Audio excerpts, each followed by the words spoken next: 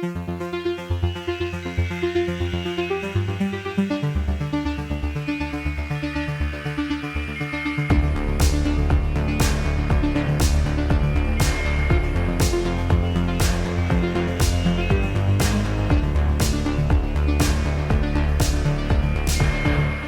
and welcome to Every Horror Movie on Netflix, the show where we watch and review and discuss every horror movie on Netflix. I'm Chris, back again with Patrick. Hey. And back again with Steven. Hey guys, I brought the Molly. Oh my God. Well, listen, I'm a little tired. I'm not going to do it tonight, but tomorrow night, absolutely. So don't go too hard tonight. We won't use it all, don't worry. And of course, we were referencing the movie we watched this week, chosen for us by the Wheel of Death. It's called The Rental. But before we get into that, we're going to do a little catch up on what we've been watching or listening to or reading horror related. So, who's been doing anything interesting in the realm of horror lately? I've been watching some stuff, some shit. So the new season of like my favorite show of the last 5 years, The White Lotus, is in a second season, almost over. It's not exactly horror, but it plays with horror tropes, and I'm having such a fucking blast with it. It's the kind of show where like Jennifer Coolidge will walk in on two people having sex, and it's played like a horror scene, and you cannot believe the combination of people that you're seeing when it happens. It's delightful. It's disgusting. I highly recommend catching up with that before it finishes this coming Sunday. And I saw Bones and All, guys. Holy shit. Luca Guadagnino's new movie, teenage cannibal romance set in America. It's his first American film in the 80s. Timothy Chalamet and Taylor Russell. Like, this movie shook me to my absolute core. When it ended, I just turned to my friend and very, very depressed voice just said, Jesus fucking Christ. And it legitimately took me 2 to 3 days to recover. Oh, man. I should see that. It's an emotional wallop, I'll tell you what. And Mark Rylance gives one of the creepiest and most unusual performances I've frankly ever seen in my life. And I don't know that I'll ever be able to shake it. So I'd be very curious to hear your guys' thoughts on that one.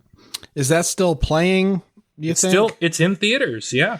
It's on the big screen. I'll go use my Cinemark points. It's the last thing I'll say about it is worth seeing on the big screen because it is so meticulously crafted. The cinematography is so amazing that it actually lends to that emotional wallop I mentioned of the ending. Like, I don't know. For me, after 2 hours and 10 minutes, I felt like I was living there with these characters through every moment, and that made it all the more impactful.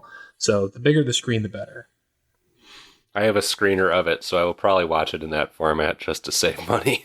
But I am excited for it because I love Guadagnino. Yeah. What about you, Patrick? Have you seen or read anything lately? Haven't seen a whole lot. I did start joining the entire rest of the fucking world and watching Wednesday, and it's charming. I've been enjoying it. I'm about 3 episodes into that. Jenna Ortega is fucking great, and it's just, you know, low nutritional value enjoyment. I've been digging that. The other big development, which actually happened since, I think, before last episode, but I didn't even think to share it on the show, is, guys, I went on a fucking ghost hunt. Did I tell you this? I know nothing about it. You ghosted us. I went on a ghost hunt in New Orleans, one of America's most haunted cities, reportedly. Oh, you did tell me, but I'm excited to hear it all over again. It sucked, man. Yeah, And I mean, this is not just me being like a skeptic piece of shit, which I am. I'm very skeptical kind of on the whole ghost thing. But Allison with a Y and I went, and they are certainly not a skeptic, much more in for the whole ghost hunt type of thing than I am, and have been on ghost hunts before that they found credible and enjoyable, and they also agreed that it was kind of low quality.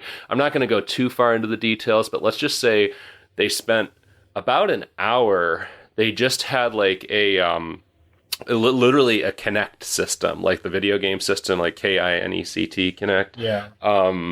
And they we were just hanging out in the courtyard of this hotel using a Kinect system, and this system is just trying to pick up human shapes. So we're looking at a screen that's showing these skeletal like figures that it's picking out because it's just looking at points in the dark. And this fucking ghost hunt leader is trying to tell us, oh yeah, that's Gabriel. He's, we see him here very often. He's a young child. He burned to death in this hotel, and I think he's trying to escape. Oh, that's Master. Master's very bad. He was a priest who lived here and abused the children. It's like, dude, no, this is just a fucking like technology trying to create human forms out of nothing. The first thing that it picked up was like a fucking tree because it saw a vertical shape, and it's like, oh, that's a human. And so there's like this skeletal shape dancing around. See, everybody's trying to be James Cameron, but few have the talent. I was going to say everybody's trying to be Zach Bagans, but that sounds miserable. Who's Zach Bagans? He's like a famous ghost hunting guy. He's got a TV show and a museum and shit. Didn't you say something about the ghost of Johnny Thunders being involved in this night? Yes, we also went to a site where this was maybe the one interesting thing that I learned on this whole tour was that Johnny Thunders, the legendary guitarist of the New York Dolls, a band that I love, that Steven loves, we both love. My first concert. Yeah. Chris, you need to get on the fucking bandwagon, the New York Dolls love bandwagon here. But he died in New Orleans, and reportedly, his spirit hangs around this final site that we went to, which was, I think, supposed to be the home of a voodoo priestess or something along those lines. And at that place, we just sat around in the dark, like looking at cat toys and other things while the host, the ghost hunter dude, played different music for the like ghost children to dance to. It was some shit, man. It was some shit. I'm just like, what a career to make, whatever money this sort of person makes, taking people out to like look at a fucking Kinect in the dark for 2 hours. Sounds like I could have just come over and played some music for you guys and the cats. You could have, yeah. Nobody wants to work anymore, and that includes the ghosts. They're on strike. Well, Chris, what have you been up to? Have you, taken your Kinect out into your backyard to look for ghosts or anything like that? No, I'm in the PlayStation ecosystem, so I never had the Kinect. But I watched 30 Days of Night this week because I'm guesting, shameless plug, I'm guesting on our friends, I'm guesting with our friends at It Slays podcast, who we've had on the show before. December the 11th, that will be coming out. It Slays episode on 30 Days a Night. I showed up on that episode. And 30 Days a Night, I saw it when it came out, like in 2007 or 2008. And I liked it then for the most part, and I still like it for the most part. It's not really a good movie by any means, but it's kind of creative and different in some elements. And it's just always going to be the movie I think of when I'm snowed in or I'm thinking about a town that just like shuts down for the winter. So that's worth something to me. But if you're interested in me talking about that, check out the It Slays podcast episode on it that will be out soon. And that's all I got. Nice. All right. Well, let's put our deposits down on the rental, guys. Let's put our deposits down on this fucking rental. So the movie is The Rental. This came out pretty recently. 2021. Baby. 2021. It feels like it was just yesterday. And this is a film about four, I would say they're 30-somethings. Yes? Sure. Yeah. 4 30-somethings. They felt very relatable to me, so I'll say yes. Dan Stevens is 46. I only know because I find him to be one of the hottest men on the planet. Whoa. Wow. He reads like he's 34. He must be vegan. Anyway, so it's two brothers and then one of the brothers' wives and then the other brother's girlfriend, and they rent a very nice, they don't say Airbnb because they don't want to get sued, but a short-term rental on the coast of Oregon. It's like a big ass house on a cliff overlooking the beach, overlooking the ocean. And we know the tropes. They know the tropes. This movie gives off bad vibes right away. The landlord, kind of a piece of shit. Kind of racist. Possibly racist. Probably racist, we should say. He definitely says very openly racist things. Yes. And things go south from there, and a lot of it has to do with the drama between the characters, and then of course there's a horrifying threat lurking in the rental that we'll probably talk about in the spoiler room. And I don't know what else you can say about it without giving too much away in our little synopsis here. All right. Well, I can say that I was wrong. Dan Stevens is 40, not 46. So well, looks like he's 31. He must be vegan. I was just looking up other ages. Allison Brie is 39. I'm fucking shocked. She reads like she's 32. She must be vegan. Or maybe this movie was shot in 2018 and they sat on it for 2 years during the pandemic or something. How old is our girl from A Girl Walks Home Alone at Night? Oh, is that who that is? Yeah. This is an all-star cast, man. This is fucking stacked. You got Allison Brie, you got Dan Stevens, you got Carmy from The Bear, which is fucking... If you haven't seen The Bear, see The Bear. I thought his name was The Bear. Yeah. Okay. You have to I was calling him The Bear the whole movie. I've heard about The Bear. What is The Bear about? I'm told it's something I should be interested in, but I know nothing about it. It's about guy making sandwiches. The Bear is behind-the-scenes kitchen drama, and it's brilliant, it's funny, it's fast-paced, it's beautifully acted. It's great. I don't binge anything, but we binged that show in like 2 days or something. And there are only 8 episodes, but still that is crazy for me. I don't watch anything that fast. So that's Jeremy Allen White, right? And then we've got Sheila Vand. I'm not sure how it's pronounced, but that's our girl from Girl Walks Home Alone at Night. Wow. Amazing. What a great cast. cast. Really. Well, and Toby Huss is the landlord. I mean, I don't know who that is. You can't do better than this. He's a great character actor. Okay. And you got Dave Franco directing. I think it's his directorial debut. I've always been sort of lukewarm-ish on Dave Franco, but interesting to note that he directed it. I gotta look up Dave Franco allegations to make sure that he's not the problematic one. He's not the problematic one. I don't know. James Franco is definitely the problematic one. And Dave Franco is married to Allison Brie, right? Yes, that lucky motherfucker. Little nepotism going on here. I mean, when you're married to one of the best and most charming comedic actresses of her generation, I think you should cast her in your shit. She's great in this. Yeah. Funny when she needs to be. Yeah. That's true. That's true. Everybody's great in this. All 4 of these people our leads are fantastic actors in everything I've seen them in, and they create characters who feel very real and who I was interested just to hang out with and kind of see how their relationships and what was going on in their life developed even before anything sort of weird starts to happen, because it's a short movie. It's a slow boil. Things don't really kind of kick into gear until like the last half hour, maybe. Yeah. There's some leading up to that. We get some kind of sort of familiar beats with this kind of movie where you've just got people in one location together. There's some emotional indiscretions, sexual indiscretions that happen.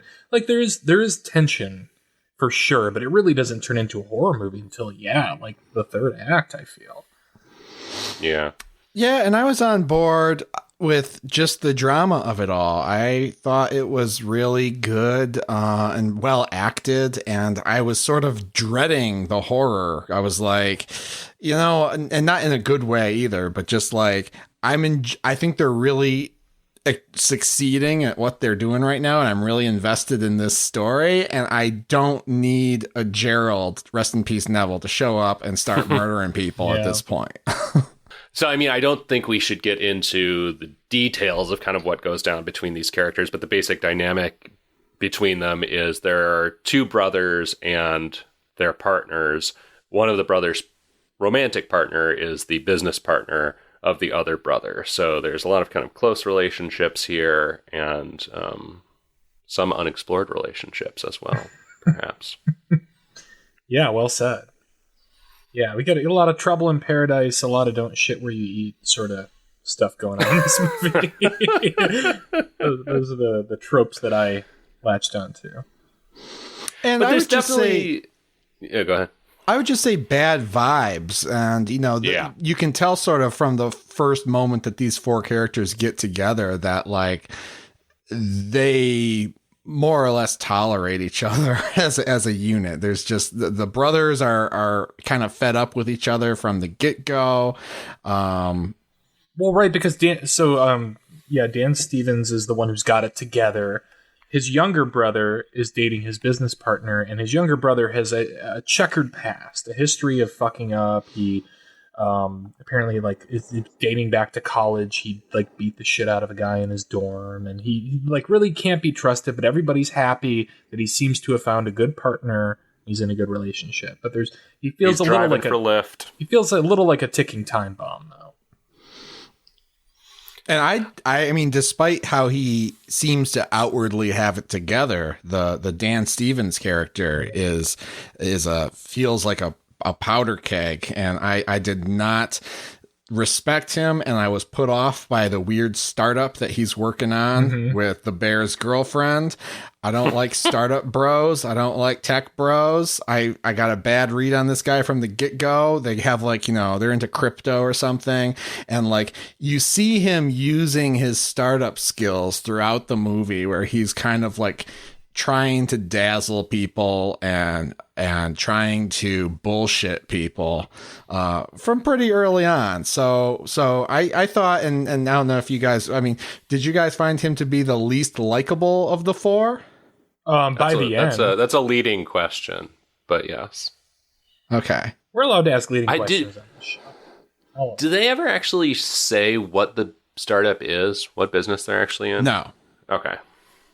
I didn't think so. No, it's just very, it's run out of a WeWork. It's very, it's very nebulous, but you kind of get the sense that it's, they've probably come up with an app for, delivery of some bullshit. Yeah. Something nobody needs, but they'll convince people they do need so they can get rich off of it, essentially. They're disruptors. Yeah. They're disrupting fintech. Anyway, and then so added to the tension is the bear has brought his dog, and as we know very well, the three of us, you never bring a dog on a weekend trip. Too fucking relatable.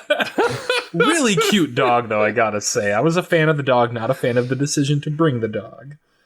Yep, especially because it's a no dogs allowed Airbnb or short-term rental. So that's a Chekhov's gun right there. That lends a little tension to the proceedings as well.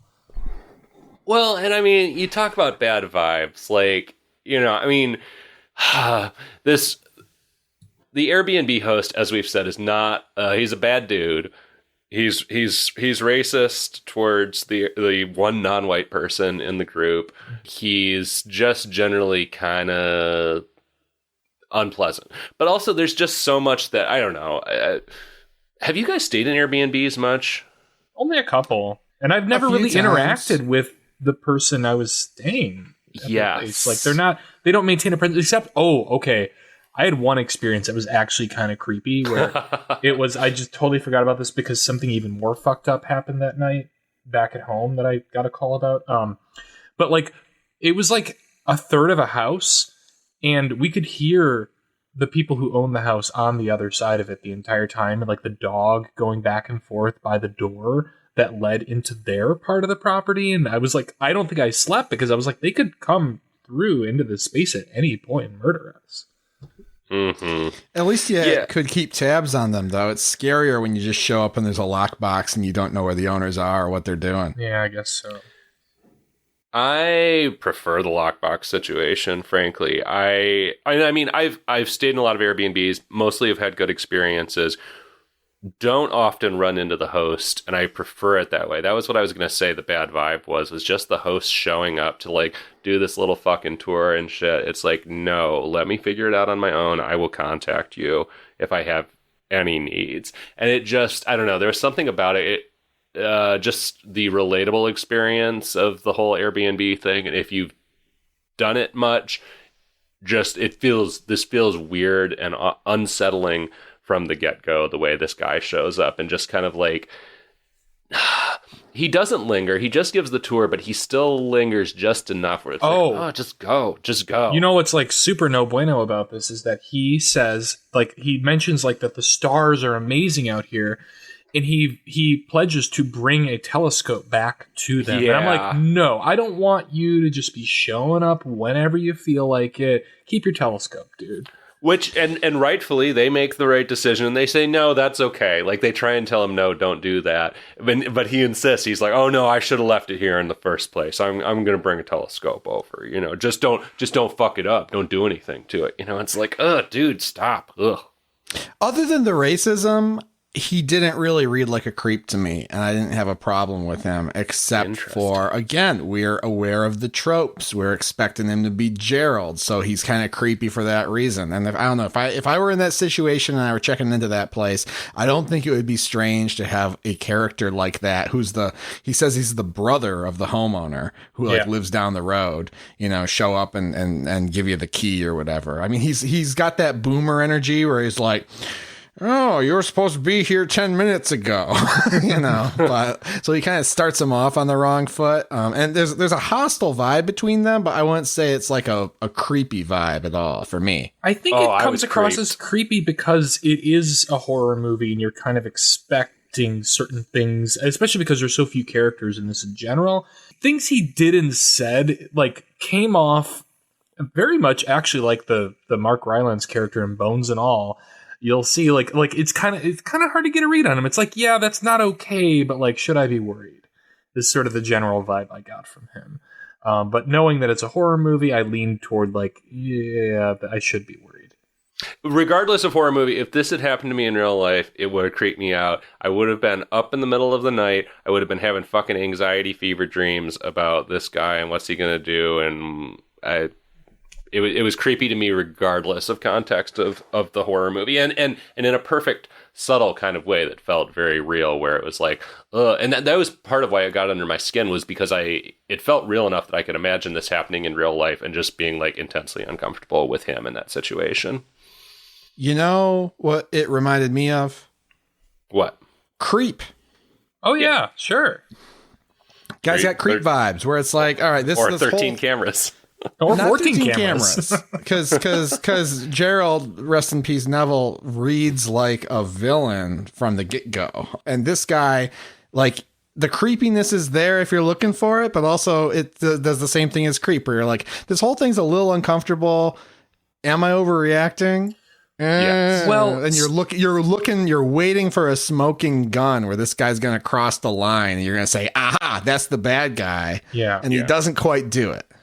Well, so we mentioned I think that's why it worked on me. That's why it like unsettled me, because I could see having that exact same reaction in real life, where it's like, well, this is probably fine, right? You know, and then again, being up in the middle of the night, asking myself that same fucking question repeatedly. Yeah. Well, so we mentioned they get off on the wrong foot when they get to the property, but even before that, we learn that Sheila Van's character has tried to rent this Airbnb, doesn't hear anything. An hour later, Dan Stevens puts in an application to rent it and gets approved immediately. And one of the kind of bum notes of this movie for me is when Sheila Van's character directly confronts the property owner about this as they're about to finally shake him and get him the hell away so they can enjoy their weekend.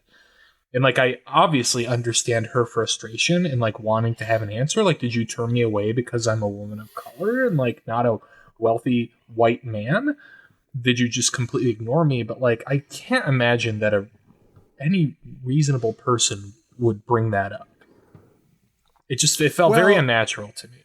I would argue that none of these characters are very reasonable people, and that's of the drama, and they all have sort of a fatal flaw. And I mean, I don't know if you can call being assertive in that situation a flaw, but certainly a characteristic. You know, she couldn't just swallow the indignity, and I'm not saying that she should have swallowed the indignity, but everyone's got a thing like that they're stubborn about in this movie that leads to problems. It works for dramatic purposes. It just felt a little unrealistic to me, especially because they were so eager to get the guy out. And it's like, okay, if you don't want the guy to actually be the creepy guy that's going to murder you, then don't poke the bear. I didn't find that unrealistic at all. I found her reaction realistic, and I found the discomfort of the three white people very realistic as well, because they all wanted him out and didn't want to start trouble, over that incident. I didn't think it was unrealistic. I thought it was, it felt like an honest depiction of a character that was maybe making a mistake. Okay. Like it didn't feel contrived, I don't think, to me. But again, we don't really know these characters that well, so she could have done anything. She could have started breakdancing and we'd be like, "Oh, that's that character we just met. She's crazy." Fair point. Well, okay. Here's what I will say about that, and I'll say maybe more in the spoiler room, is that like there's some stuff in this movie that makes it seem like it's trying to convey a social message. And I don't think it ultimately does. And I reflected back on that particular moment a little while after I'd finished the film and thought like, why even bring it up? But we'll talk about that. I might be picking up what you're putting down. Yeah. The other big reference point on this one for me is Barbarian. I just kept thinking about this is in a way what I wanted Barbarian to be. And I guess it's different from when we've discussed Barbarian before. I've been like, all right, I wanted Barbarian to actually follow through on at least one of its 17 different like social issue kind of things that it sets up, instead of just being the latest bait and switch for the movie's latest bizarre twist turn that it takes. And this movie, I don't think, again, not getting into spoilers too much, but as Steven said, it doesn't really pay off this kind of social thing it sets up around racism or around, even, I guess, maybe kind of the politics of this whole Airbnb business in general. Mm-hmm. But at least that stuff all comes fairly early. There's not as much of a bait and switch. This is a hard movie to talk about. It is. We should go to the fucking spoiler room. Like, we're trying to avoid talking about anything past like what, fucking 15 minutes into this. That's right true. now. Well, it's not quite 15 minutes, but I mean, listen. Before the big thing, the first big thing we're avoiding talking about happens in the first half hour at least. We'll put it that way. When the Molly comes out, or at most, maybe. But let me say, and I don't know, this might segue into a review, I guess, but I thought, though, that like it was very well directed and acted, and I was totally on board through all this drama and slow burn stuff, and I was amazed. I was like, oh, it's so rare for me to watch one of these horror movies on Netflix and be like, oh, like I'm reading the body language, I'm reading the subtle cues, mm-hmm. I know what these characters are thinking. Like, it's so rare, and just have a movie that's communicating in the way a director intended clearly was a delight, and so that was all good throughout the movie. And really, I think this movie relies on that, because like we've been alluding to, 75% of this thing is the human drama before you even really know what the hell's going wrong in this house. So. And I love that shit that just feels kind of like a bottle episode, like The Invitation, not the new Blumhouse movie that came out, but the Karen Kusama movie. Like, I love just like people in a house having dinner, having a party, having a vacation, and like we start to see them kind of unravel. That to me is like one of the most exciting forms of cinema. And it can often come across as being like, well, it should have been a play, but this was so like well directed and well blocked and everything that it, thought it was pretty good. Well, and it's interesting because it kind of exists in this like liminal space between, your quote unquote elevated horror and kind of just a standard little, I don't even want to use a genre term to describe it, because again, that's almost getting into spoilers, but your sort of standard B movie. I mean, it's a simple movie. There are some horror thrills, but it's extremely well acted. And at the same time, it's not trying to be like an A24 kind of deal where you've got super elaborate visuals. It's a simple movie, very well done, very well acted, without trying to be showy about it, I guess is what I'm trying to say. Mm-hmm. Another thing I really liked about the human drama, it was kind of relatable to me in a odd way, because like I said, like right off the bat, I just felt the tension between these characters, and it reminded me of just people, relationships that you observe, especially I think maybe at our age more than before, where it's just like these people have issues to work out. Yeah. These people don't know how to communicate. These people shouldn't be friends. And I know all four of these people. yeah. And you're like, and I just to imagine being in a house where those dynamics are playing out, because I've done things in friend groups where there's dynamics like this playing out, and it's just very uncomfortable. And I'm just like, I want everyone in this movie to just grow up and self-actualize and choose better friends. And that was really so that's interesting. I didn't necessarily process this great tension or frustration between the characters that you did. I certainly, Dan Stevens' character has a lot of frustration with his brother, but I guess I saw a lot of love there too. It was sort of loving frustration, like, God damn it, why can't my brother like get back on track kind of thing. And other than that, I didn't really process a lot of frustration or tension or discomfort, I guess. It's not like they all are harboring hostility towards the other. It's more like these people don't seem to have much in common, and they're staying together just because they're other people they know, and they all have their own sort of agendas and values that are coming into conflict with each other. And they seem to tolerate each other than enjoy being around each other too. Like even Allison Brie is like Dan Stevens' brother like asks like, so wait, like how do you feel about him hanging out with my girlfriend? And she's like, oh, like I love that she says like the kind of thing you would say to like patch it over so you don't have to talk about it deeper in conversation. She's like, oh, fuck them. She literally says that. It kind of has a half joke, but she's like, oh, but I love that he has that outlet. And it's clear that she's insecure about it.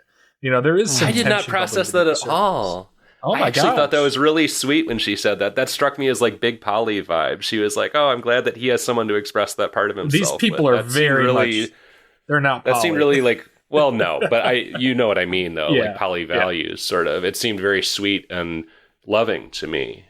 Maybe it's a Rorschach blot, Maybe. It's definitely, I watched that scene, that moment twice, because I felt that way the first time, but I was like, something felt a little off about me. Part of it is that I was trying to sort of calibrate. I'm used to Allison Brie on like Glow, where she is like a very tough character, but also like she's playing for comedy a bit. And I was a little confused by her line reading. So I went back and I was like, I don't know. I kind of feel like she is jealous. And then, we learn more later. And I think that turns out to be true. But, none of these characters, I don't think really have chemistry with each other. Well, with one major exception, but like, I did not trust any of these characters to do the right thing by any of the other characters. Wow. And so that just created drama. It was a bomb under the bed, and it starts with the dog coming into the car, and you're like, this is, you guys are some suspicious ass motherfuckers. Okay. Well, it's a horror movie with people. I mean, like, I think we're reading it accurately. I think you're supposed to be suspicious of them. There's going to be interesting. You got the one couple that works in they give me bad vibes because of their career, and then they have a guy who's bringing the dog, and then Allison Brie seems to be like sort of the straight man to all the drama, at least for a while. But I just was like, I'm not comfortable. I want to go home. I turn this car around. Let me out. That's so I would not want to be in that Airbnb with these four people. That's for damn sure. And I've been in situations like that where I'm like, all of you need to break up and not contact each other for a few months and reassess. I felt suspicious of the bear. I felt suspicious of Carmi, which turned out to not really be merited as the movie went along. And overall, I wouldn't have wanted to stay with Dan Stevens. But otherwise, fine. Just the ladies? Fun. Ladies night? Ladies weekend? Ladies and the bear. And me. I'm down. Well, you might be Dan Stevens. Cool. What did you say? I said you might be Dan Stevens. Oh, thank you. It was not listeners, we want to hear about your most toxic friendships. All right, I think we should review this and go to the spoiler room so we can actually talk about this movie. What do you guys? We have milked an incredible amount of time out of the 17 minutes of the movie or whatever that we're allowing ourselves to talk about. I'll go first. I give this a Q-it. I thought it was well acted, well directed. I thought it had great tension. It's like the perfect amount of a slow boil for the length of movie that it is. It got me. It got me a few times, this movie. And then I think like the resolution was incredibly disappointing, but that's only a couple minutes of, a 90-minute movie. I'll forgive it for that. I had a decent time watching this. And again, I love that just kind of put some people with conflict in one space for an hour and a half, and let's see them hash it out. Let's see, them give in to their worst impulses and see them try and get out of having done that. I think that's just, I don't know. It's kind of a classic formula and one that I have a sweet spot for. So again, that's let me audit this. Let me challenge you on this. So, was there anything you didn't like besides the ending? Nothing so egregious as to knock it down to a screw it. Well, it sounds like you're describing a view it. I'm not. I'm not describing a view it. It's close, but I do think, again, I know I downplayed the disappointment at the end, but that it is worth noting that like I did have some expectations and they were not met, and I think that's what kind of knocks it down to a Q-it for me in my ever evolving ethos surrounding this rating system that I myself devised however many years ago. Chris, I'm also going to give it a Q-it. Like I said, I thought the performances and directing and all the human drama in this movie were very strong, and that is most of the movie. There's some horrifying stuff that happens that engrossed me. Several horrifying things that happened that really engrossed me and were relatable, and I was totally on board for that. The problem is it's a slow burn. It's a slow boil, this movie. And when you do so much of it so well, I'm just really hoping that that's going to stick the landing. And the ending seemed very kind of sloppy and arbitrary and cynical and didn't do a lot for me. So it was just, it fizzled out in the end. But especially because right before the climax, I was like, oh, I think I get the point of this movie. This is actually a really clever movie. This is smart. I like this. And then it just didn't follow through on that. And it just went somewhere else and got dumb and bad. So I'll give it a Q-it. Everything until that point, great. But it really shit the bed. What can we say? Patrick. And you don't want to shit the bed in a rental. I mean, you're going to pay some hefty fees for that.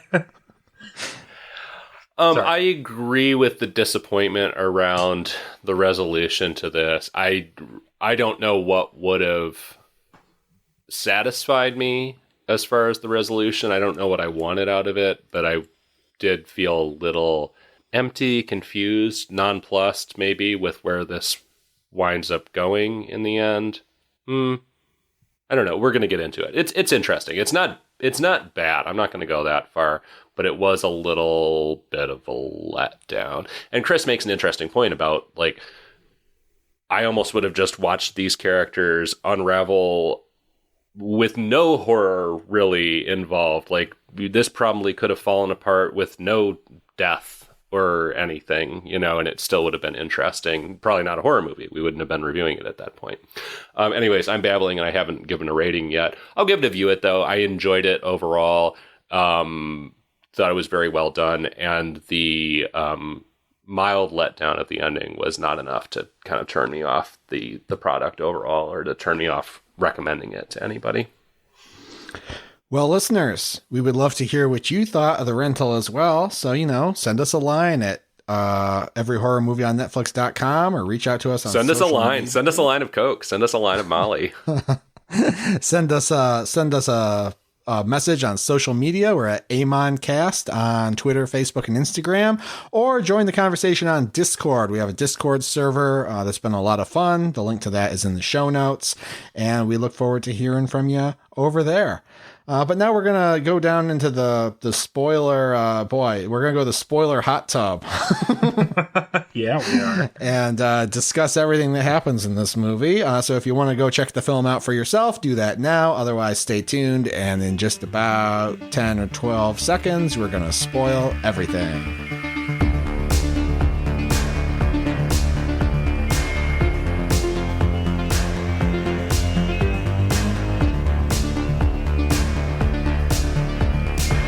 Welcome back. We're just out here under the stars enjoying a little dip in the spoiler hot tub, ready to spoil everything about The Rental. I almost said The Ritual, but we already did that one.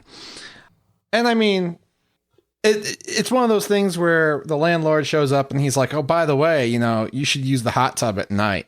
It's great. And you're like, why does he want us to do that? But it's not because hot tubbing at night is great. Well, yeah. When else are you going to do it? In the middle of the afternoon when the football game's on? I don't think so. I mean, if the weather's cold enough, I'll hot tub in any weather, but night hot tubbing is always best. You don't want a hot tub in the hot sun. You know what I mean? No, right, absolutely not. Absolutely not. Yeah. So, I mean, the main conflict is so our guy, what's the guy's name that you like? Dan 50-year-old guy. Dan Stevens. He's 40. Dan Stevens and the girl who walks home alone at night have been vibing uncomfortably for the whole movie, 20 minutes in, I guess. They walk together to the hot tub at night. And yeah, because they're all partying and Bree, what's her face, goes to bed. Allison Brie goes to bed early, and the others drink and do Molly, and the bear passes out pretty quick. Right, because Allison Brie brings the Molly. I feel like that's relevant. She brings the Molly because she used to be a party girl. When she first met Dan Stevens, they, by her own description, were basically fucking on the dance floor. And they did Molly that night. Right. But she's not quite feeling the Molly vibe this night, so she goes to bed early. Everybody else gets fucked up on Molly. Can I point out a line that I thought was really interesting in this very quickly? So she brings out the Molly, and Dan Stevens says, I don't think I've done that since the night we've met. And the way he says it is like, you sound a little bit uncertain about whether or not you've done a party drug since you met your now girlfriend. That's very suspicious. I mean, the vibes are just off because, we've been suspicious of their relationship for the whole movie. And now they're doing Molly. And Molly is now established as like the drug that made you... What? I don't want to be lumped in with the we've been suspicious of their relationship the whole movie because I wasn't. I was okay with this. I was like, okay, these people can be close friends and coworkers. That's all right. I was not suspicious. You weren't suspicious of really? No. All right. No. And especially, and again, this also, I think, lies in the different ways you might perceive that scene we already talked about, where Allison Brie says, no, it's fine. Like, they're vibing, they have their thing. That's no threat to me. And I was like, okay, she doesn't have a problem with it. They've seemed to just have, like, a close, like, working relationship. Fine. No big deal. So I was not suspicious. The bear has a problem with it, and they're the only two characters that have chemistry in this whole movie. The I don't know the names of these characters. I should look them up. No, this Patrick, is much whether better. or not you were suspicious, I love calling him the bear. Whether or not you were suspicious, it turns out that if you would have been, you would have had reason to be. Right, which is not good. People. Which is not good for me and my anxiety. So yeah, Mina, that is the girl who walks alone at night, and Dan Stevens is Charlie. Which yeah. So anyway, they've been very cozy this whole movie, and then the Molly comes out, and the Molly is established as like, oh, this is what makes Dan Stevens fuck and fall in love. By the way, yeah, well, he turns into a dancing queen. Allison Brie says when he does Molly. So anyway, long story short, Mina and Dan Stevens make out in the hot tub, and which yes, I'm just gonna say was hot. I mean, yeah, it was hot carried it carried that burden of, well, not burden, but that energy of long suppressed sexual tension. Like, they played that very well. It felt very real, that just like, oh, we've been wanting to do this for a long time. We haven't talked about it. Let's do it. Let's go. You know, it felt very real and pretty sexy. Yes, I agree. Sure.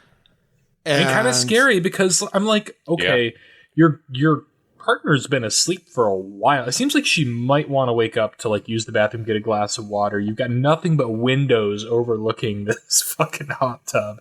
So it was sexy and stressful. Like a classic 90s sexual thriller. And the bear, who we like already know is kind of a volatile person, is also inside. Like he, I think, gets too fucked up and passes out. But there's also kind of the lingering threat of what if this guy wakes up and flips out, you know? Mm-hmm. Yeah, he's almost killed a guy before, so who knows? Right. Yeah. So they make out a little bit, and they're interrupted by the dog barking or something.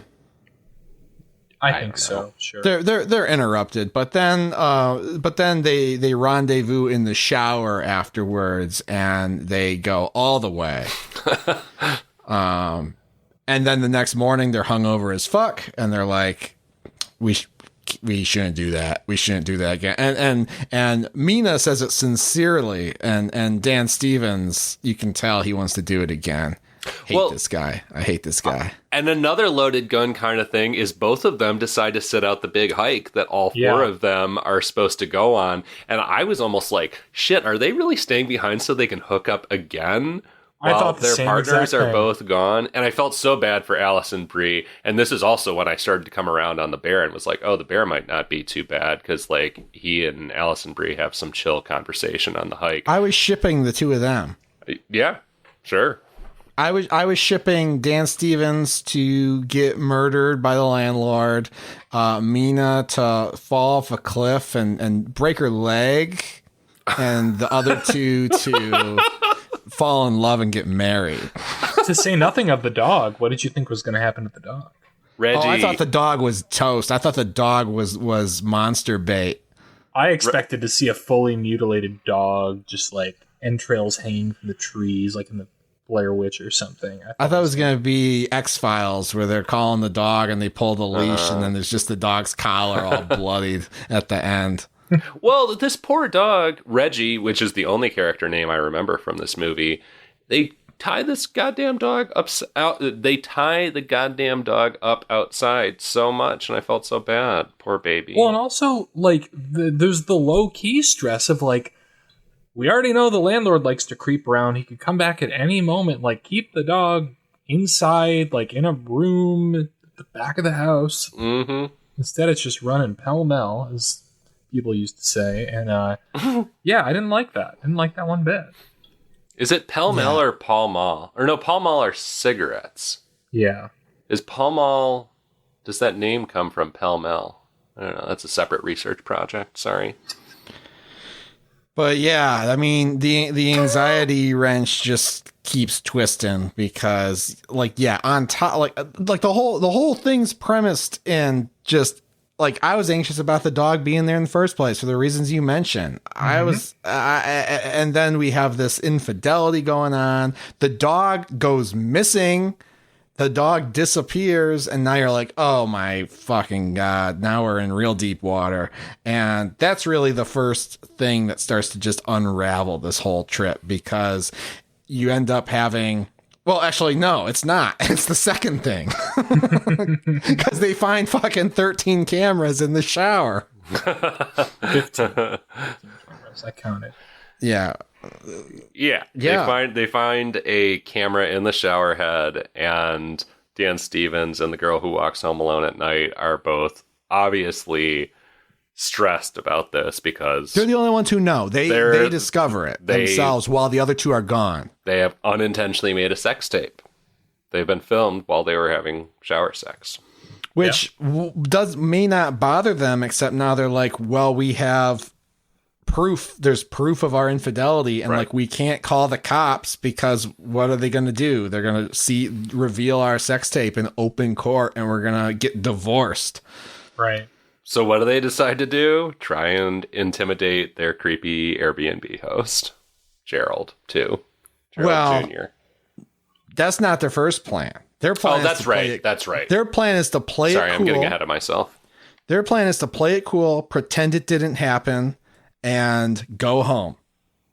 Which And- also Right, stressed me because out they're because like, you what never is he know. going to do with it? Like, he's not going to distribute it. He's just going to watch it and jerk off to it. It could have been live broadcast. I mean, it could have been Yeah. on the fucking like chat room. Could have been on the dark webcam web. site. Yeah, Mm-hmm. Could have been on the deep web. they'd be living with anxiety until the day they died. You know. Mhm. Oh. So, I mean, that's great. That's great drama in itself. Oh yeah. But then the dog goes missing as well. And that causes the bear to unravel. Allison Bree's already like taken Molly at this point. So she's losing her mind in a hurry. Oh, and that's a great bit too, because like they get back from the hike, and I'm trying to remember, why does everybody opt out of the Molly? Because the plan is, all right, take some Molly the first night, don't go too hard, we're all going to do it together on the second night, and then everyone except Allison Brie opts out. Went too on hard. the second night. Yeah, Well, they partied too hard. oh right, yeah, they're still hungover. And which is another great bit for her character, who I probably felt the most sympathy for of anybody. She's just like, okay, you guys all went nuts, and now, fuck you, I'm doing this on my own. You're I'm gonna cooking. do 4 times as much, Molly. Yeah, It's like, that's I'm on vacation. This was the plan. I'm gonna have fun and watch you guys be miserable. yeah, that's a good. Which I would beat, do. too. I mean, probably, yeah, me too. Maybe not Molly, but if that's all that was, Yeah, fuck it. yeah. Yeah. But when the dog goes missing, the bear decides to wait. No, I forget how calls the this plays landlord? out. Allison Brie calls the landlord for Because the something hot tub is stupid. broken. Oh, right, yes. Oh, and The that's a hot great tub. bit, too. Allison Brie may be the MVP of this movie, because she's like, everybody's freaking out about the dog, and she's at the hot tub just like, I forget what her line is, but it's this very like, oh, the dog's missing, that sucks. You know, she's just very in her like drug trip and like trying to get the hot tub to turn on. It's a really funny and well acted little moment. And then she gets frustrated with that and calls Gerald Jr. to fix the hot tub, Yeah. which Yeah, causes everyone else to lose their fucking minds. Well, Let the me bear know- starts intimidating the landlord. Like, what the fuck did you do to my dog? Did you take Hold my on, dog? hold on. Pump the brakes, because this is going to be an unpopular opinion, but I didn't love Allison Brie's bit. I'm not into like I'm really high sort of comedy in general in movies, and here I thought it felt a little it broke the tone. It broke It the did a little atmosphere. bit. It seemed like it was lifted out of another movie, and I didn't think it was very charming. I think you could have got the point across that she was fucked up in a way that was a little less silly. She didn't have I to would- say. She literally says to the landlord, like, FYI, I'm a little fucked up on Molly right now or something. Yeah. Like, she like straight up says what's happening. I'm like, okay, I know. It need was that. like fucking second unit director Judd Apatow showed up. Second I mean- unit director Danny Gordon Green showed up. Danny David. Gordon Green. I mean, like, David Gordon Green. I mean, like half of these people basically like grew up with Judd Apatow as their like surrogate father, so not too surprising. I agree that I usually am not a big fan of the oh they're high ha ha comedy, but I thought in this case it served to demonstrate Allison Brie's frustration with everybody else to the point of just being absolutely callous to this dog situation. It was a character beat that worked for me, and I also thought she played it in a low-key, funny way that amused me and also chilled me a little bit. And also, like, because she's been the straight man for the whole movie, like she's kind of been the straight man. She's kind of been the one who like doesn't wear a personality issue on her sleeve. And now you know that she's out of commission. Like, Right. she's Which not going is to be part of the stressful, solution. right? Because we know that everybody else is kind of fucked up. Because at this point, the bear is intimidating the landlord. Like, what did you do to? Did you take my dog? Did you kill my dog? Yeah, Because the dog's so been the- missing. Well- Well, and you almost understand at this point why she was hesitant to do Molly the first night, because like this girl's going to go out of her mind a little bit when she does Molly, and she wanted to be prepared for that. But yeah, the landlord shows up because she calls him, which is just, face palm moment, but she didn't know any better. And then the bear, he's like, I think this sick fuck stole my dog, which sort of a crazy thought. Again, we're in a horror movie, so we, the audience, are kind of like, yeah, maybe there's probably some foul play involved, but it's kind of irrational to jump to the landlord. And when the landlord starts to defend but we're himself, dealing with the irrational bear, and it is in a horror movie, so it's kind of it's all there. You don't really know what you're playing with. There's a lot of variables in this movie that are deployed in a pretty smart way to introduce a lot of uncertainty about everything, whether it's the uncertainty about, are the bear and Allison Brie going to hook up on this hike, or are the other two going to hook up while they're gone, whatever. There's a lot of just kind of like a series of loaded guns in this, some of which go off and some don't. Mm-hmm. I never thought the bear was going to fuck Allison Brie. I didn't think I wasn't anxious about that. I was like, oh, I'm so glad that they can just get away for a bit. They're the two most reasonable people here. Because all we know about the bear is what his brother has said about him. And at this point, I'm like, well, he's clearly entirely unreliable. So maybe this guy's actually fine. He had a rough patch. He's gotten over it. He's a trustworthy. I trusted the bear more than most people in this, probably more than anybody in this movie. The bear read like a sincere guy to me. Eventually, yes. I was a little sus of him early on, but he did bring the dog, and I'll forever hold that against him. Sure. But my point is, there are a lot of like small red herrings that are kind of cleverly deployed, so that you never are quite sure what to expect in this. Yes. All sorts of shit starts firing at once. But by the time when the landlord, and like I said, it's irrational, but it totally feels honest to the characters in the situation that he's confronting the landlord. Like, did you steal my dog, bro? Just tell me where the dog is. And I mean, he's lost a pet, so he's completely desperate at this point.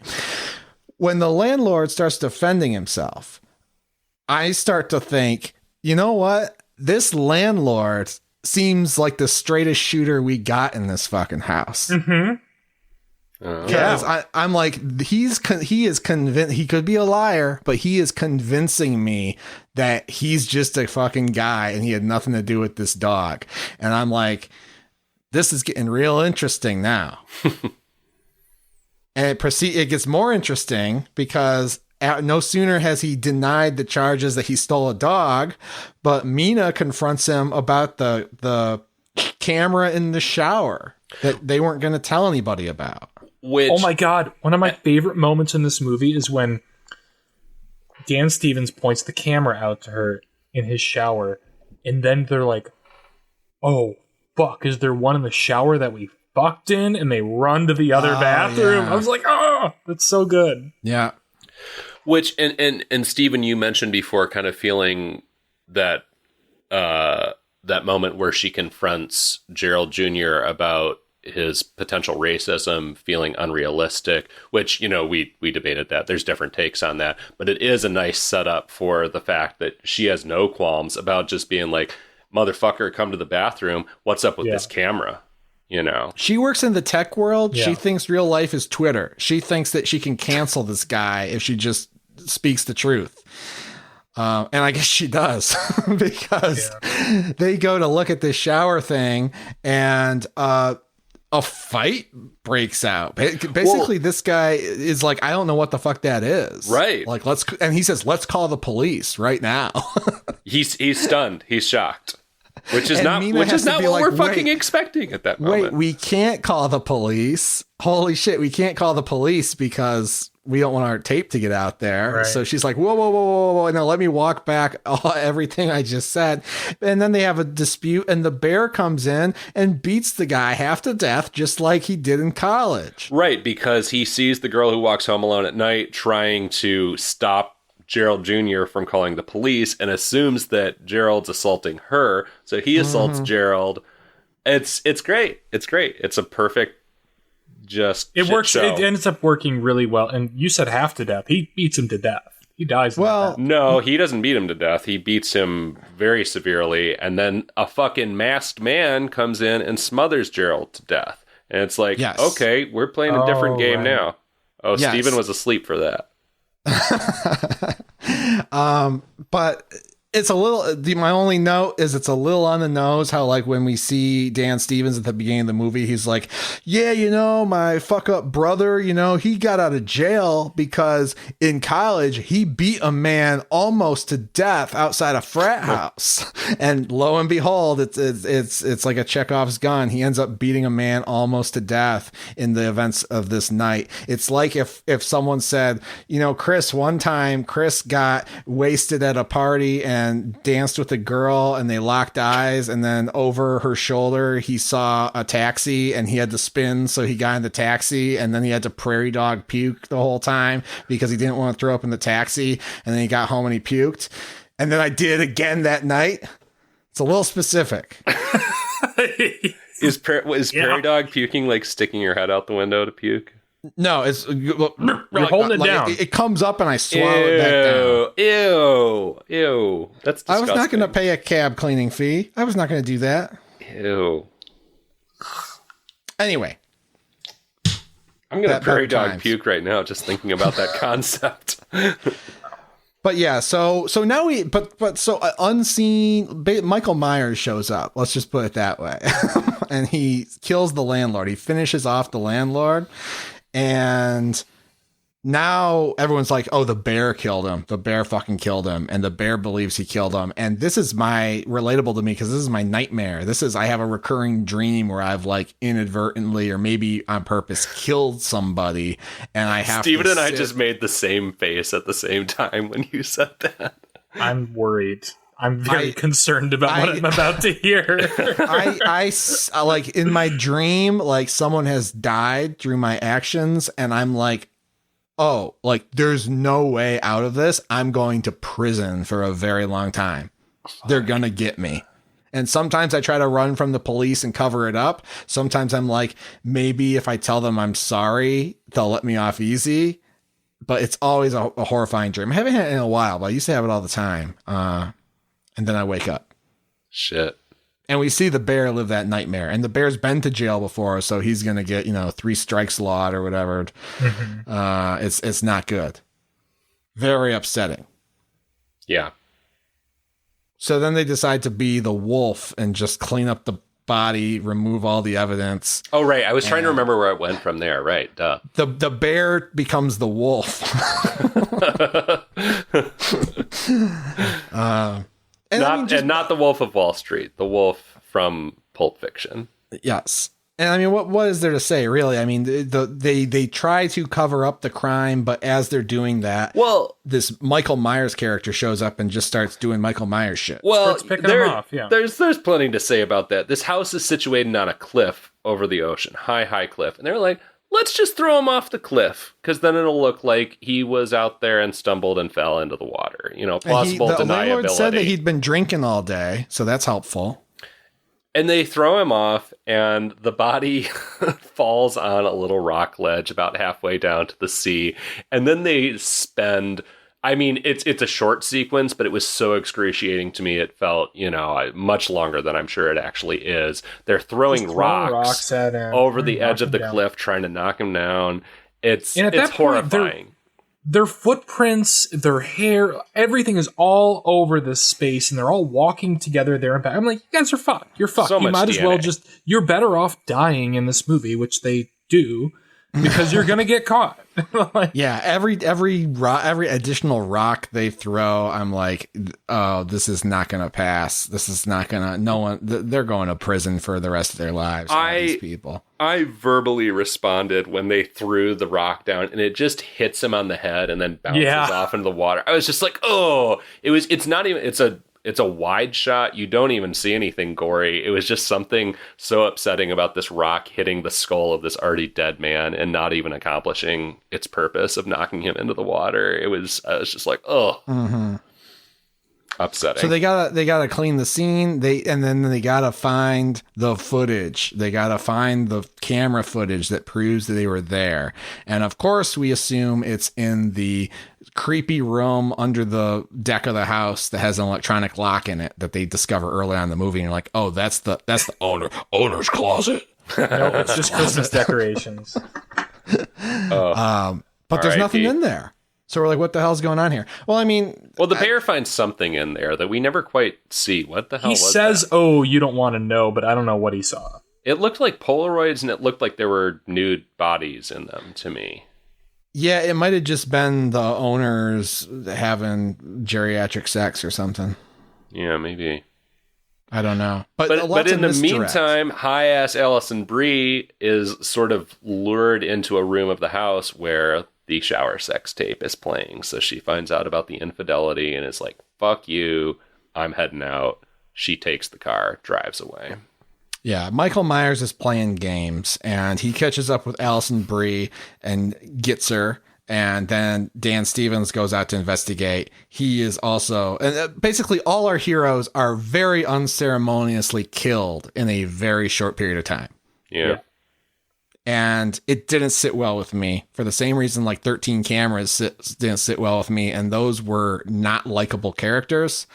Just to have such engrossing character-based drama and then resolve it all with everyone just getting one shot in the head with a hammer. Didn't like it. Well, I mean, it's worth saying that like the writers of this movie were Dave Franco and Joe Swanberg, King of Mumblecore. Like, these are not horror people. So I gave him a little bit of a pass for just like, oh, they saw You're Next or whatever. And like, you know, like they think they're doing something original by dispatching of everyone so quickly and unceremoniously. But it doesn't quite work. Can we take a quick moment to recognize that Chris has not yet said the word mumblecore in this entire episode? I thought it. I was waiting for it this whole time, actually. No, I never saw the movie Drinking Buddies, but I imagine that it's like this movie. Without horror, I'm sure. Yeah. I should probably watch that. Didn't Joe Swanberg at some point do some horror? I don't know. I feel like that's ringing a bell for me. I did not Google him, but I don't remember him making any horror. Oh, he did. Oh, he did Drinking VHS. Buddies. Yeah. I didn't know he did Drinking Buddies. And he did a VHS segment as well. Okay. But I guess I thought I was I see something Jocelyn else. Donahue on the thumbnail for his IMDb page. So, oh no, he did Off Season. What's that? Oh, really? Yeah, did he? I didn't see that. Direct it? No. Oh no. He had something to do with You're Next as well. He was in Cabin Fever 2, Spring Fever. A film. A film. Oh, he was in You're Next. So he hasn't written or directed much horror, but he's got some horror credits. What's Off Season? He starred in Off Season, so I can't fault him. Co-starred. What's Off Season? Off Season's a Shudder movie I watched over the summer that was just excruciatingly slow and plotless. Okay. I feel like you brought it up on the show at some point. I'm never going to forget it. I'm never going to forget that one. Anyway, the Mumblecore scene is very what's the word I'm looking for? Incestuous. Yes, thank you. I mean, there's like 3 people on the Mumblecore scene, so it's easy to be incestuous. It's like Joe Swanberg, the fucking the brothers. Duplass. Yes, yeah. And I don't even fucking know. There are others who I don't care to whose names I don't care to recall at this point, but it is very small. I don't know. Where were we before we got on that tangent? About how everybody's dying and just how it felt. Quickly. Just, you know, Mina just falls off the fucking cliff. She does what they wanted to do to Gerald Jr. But the way that it's shot, like I was like, oh, she's not dead. Because first of all, that would be very unsatisfying, and we didn't see her die, so she's probably coming back, and she's gonna have her revenge, and it's gonna be a good movie.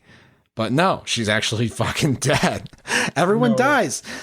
This movie seems to think it's being smart by subverting your expectations and killing everyone off. And like I've seen that before. Not with a tacked on ending like this one has, though, or a tacked on reveal. It already subverted my expectations. It was already a smart movie because I was so enamored with this whole concept of like, oh, we know the trope of the Airbnb with the landlord. What if the landlord is actually not the villain? And like the real horror is just the fissures in your relationships and just you're making a hell of your own doing in this Airbnb, because that's what 90% of the problems come from. It's just they're spiraling on themselves. And I'm like, oh, if they all end up dying and it's not because of a creepy landlord, it's just because they just spiral into madness and make horrible decisions. That's the movie I want to see. This is a Chris rewrites the movie that I can get behind. This is what I thought it was going to be. I like that. That's what I thought it was going to be. And I'm like, oh, this is great. And I thought it had a social comment. I was like, oh, are we talking about like just sort of alien? And because there's like a generational gap with this, there are all these kind of yuppie characters. And I'm like, are we trying to say that like people are alienated and too suspicious of each other? And is a paranoia movie about what we're afraid of on the apps and then the Airbnbs? And no. It's just a fucking guy with a hammer. You know what? I haven't seen it yet, but it sounds like the movie you're looking for is called Bodies, Bodies, Bodies. I haven't seen that either. I'm curious. But yeah, I mean, we should explain what this actually is, though, that we're ranting about. So, I mean, the masked man, Michael Myers, we have a big moment where he stands in front of the mirror and starts to peel off his mask, which just is kind of a generic old man mask, and it cuts right before we see his face. We don't know who it is. We never find out who it is. It's just a random guy, and there's no one it can be. So I wasn't on the edge of my seat of, oh, who's he going to be under the mask? Because we've seen 5 faces in the movie, and they're all dead. Can I say something though? Like, I was so grasping at straws. Like, what the fuck is happening? That I was like, is this a Jacob's Ladder scenario? And Dan Stevens was the killer all along. Probably a better movie. It's an insane thought, but I was like, what am I watching right now? Why are they acting like this is going to be a reveal? Everyone's dead. I was so curious. I was like, who could this be? It's nobody. You don't see who it is. And you see him unscrew the shower head camera, take out a camera he had or a microphone he had in the light switch in a plant. He takes all his shit, gets out, and then you see him do all the same shit at a new Airbnb. Like, he lays out his microphones, he copies the key. This is just his thing. He goes and sets up gadgets and shit at Airbnbs, presumably why does he need the cameras? We don't even know. Is he in this to kill people, to get voyeur footage? We don't know. He's a creeper. The whole conceit is it's 13 cameras, but it's not the landlord. It's the last tenant. And he goes around. He's a serial killer, and he goes into your Airbnb, rigs the place up, commits murder, and moves on to the next Airbnb. Which, not a terrible idea, but not one that felt. It would have been a better idea if they had just made a movie more around that rather than tacking that on as an epilogue to what was a very good standalone story. How do you not get caught, though, when you stay in an Airbnb and then the next time a bunch of people die and then rinse and repeat? Does he assume different identities? How many times has he done it? A lot, because we see a ton of footage of different people, including families. That's at the end true. Over the credits, yeah. Which I will say was kind of unsettling. I thought that was a good kind of credit, a good way to do the thing of like showing additional footage over the credits. I was like, okay, I do feel that last shot was creepy. Yeah. What's the last shot? A couple is in bed at an Airbnb. It holds for an uncomfortable period of time, and then he rushes into the room, and it cuts right before he, jumps them. Yeah. I mean, I don't know. I mean, really, this movie just, it lost all its goodwill with me when the bear got dispatched unceremoniously with a hammer. Because I thought of all the characters in the movie, he's kind of the one I was most sympathetic towards. And I mean, there's nothing. There's no moments. There's no no one sacrificing themselves. There's no movie moment to it at all. It's just very nihilistic. Boom, hammer, you're dead. Interesting. That's a hammer, the same weapon of choice from 13 Cameras. Yeah, wow. Well, this guy also has a bulky build. He could plausibly be Gerald or a young Gerald. Maybe, we were joking that this was 15 cameras. Maybe it's 12 cameras. Maybe it's 13 cameras Origins. Well, Gerald has a son that he's an apprentice. Fuck! That's true. Yeah. It's baby Gerald. Yeah. R.I.P. Neville. It's negative 13 cameras. Like, this is his origin. He's building up. Yeah. Oh my god. Well, that's ultimately, Chris, you used the term nihilistic. Like, that term has been swinging around in my mind, because that's ultimately what made me give this a cue it instead of a view it. Because I'm like, okay, well, this could have dealt with like social issues of like racism and discrimination in an interesting character-based way, and instead it had to basically do what I've been complaining about horror movies and what critics have been complaining about for, a century at this point. It feels like it just feels like it needed to set itself up for a potential sequel, like to set up a new slasher icon or something, which is not what I expected and definitely not what I wanted in the last 15-20 minutes of this movie. It just felt like a complete waste of time. Franco did say he has ideas for a sequel. I want to watch God. it. I was disappointed in this ending. Not as much as you two were. I found it more curious, I guess, than infuriating. And I would be curious to see what his plan is for it next. But I would miss the bear. I'd miss Allison Brie. I feel like I've been whining about this sort of thing a lot. So, like, let me be clear. Like, I got no problem with likable characters dying in a horror movie. Like, sure. Me either. Kill all these people in horrible ways. It'll be fine. But just to build them up as well as they did, to knock them down so with no ceremony at all, I don't know. I was like, what's the point? What you were doing before this started was so much more interesting. Because it's sort of like, well, you're doomed no matter what, whether or not you're good, you're bad, whether or not these relationships are fucked up or not. Now we know they were gonna die anyway. Mm-hmm. So what does it all mean? I don't know. I guess if you can afford an Airbnb, which maybe the rental, then you're fucked.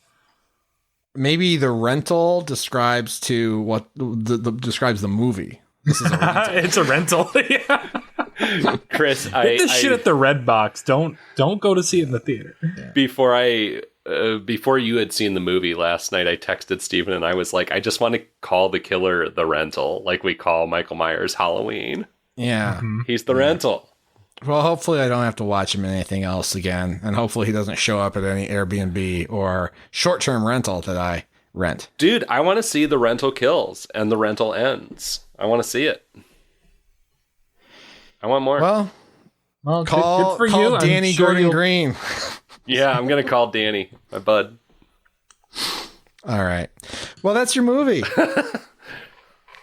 The rental. That's your rental. Thank God. We talked about it actually for slightly longer than the runtime, I think, at this point. But that's a sign of an interesting, thought-provoking movie that we are definitely going to reference and meme in the future.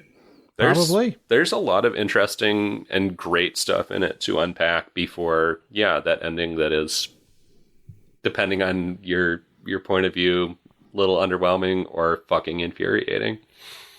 Next time I go camping with you guys and someone's like, how was your trip? And I'd be like, it was like the rental. Dude, next time I go to an Airbnb, I guarantee you I'm going to be thinking about this movie. I guarantee you I'm not going to sleep because of this movie. I'm going to be thinking about who stayed here last. Remember, the scariest thing isn't who stayed there last. It's the fractures and fissures in your human relationships with the people you call your friends and loved ones. Oh, I guarantee you I'm not going to do any Molly in a fucking Airbnb. No. Fuck no. And I wouldn't bring a pet to an Airbnb to begin with, so that's a moot point. All right, so what are we watching next episode? Can you believe that it's Christmas time and it's the end of the year already? Oh Where have the last 12 months gone? I'm getting older and older by the day. I don't have much time left. And we're going to once again do a year in review recap episode to close out 2023. 2 and talk about all our favorite. I like how there was a question mark on that too. You were like, it's 2022, right? They're all grains of sand at this point. They're just flowing by. It's they're leaves on our river. And Tears in the rain. Tears in the rain. And so, yeah. And that's why they call it the blues. So yeah, it's going to be our big year-end episode. We're going to have a couple Auld Lang Syne. We're going to talk about the highlights and lowlights of the previous year, and we're going to give away the coveted Spirit of J award. My favorite. We hope you all tune in for that one. And, you know, like we said, reach out to us on social media. If you want to nominate someone for the Spirit of J, you know, send us a message, leave a chat in the Discord. Maybe we'll mention you. Can't wait. So we will see you then in 2 weeks for our end of the year recap. So no homework this week. And until then, for every horror movie on Netflix, I'm Chris. I'm Patrick. I'm Steven. See you next time. Oh my God, we didn't talk about how Reggie lives. Reggie lives. Oh, that was sad. When does the dog live in a horror movie? That was chilling. Yeah, poor Reggie. I felt that was upsetting. From one psychopath to another. Poor Reggie. He was like, he's just alone. He was just, and the look in his eyes, what did they do to that dog? To Those give kinds that of dogs performance? always look sad, don't they? Yeah, but he was just like, where's my owner? Is someone going to take care of me? And he was scared of Michael Myers, and that was upsetting. Dude, what if the next movie's about Reggie? I'm into that. Dude, Reggie. What if Reggie's the connecting thread? Oh, that would be great. They show up to the rental and they're like it's no pets, but they fall in love with this dog and they have to try and keep the dog hidden. They think it's like a stray, and they're worried that the landlord is going to find out and get pissed off with them and charge them a fee and like that.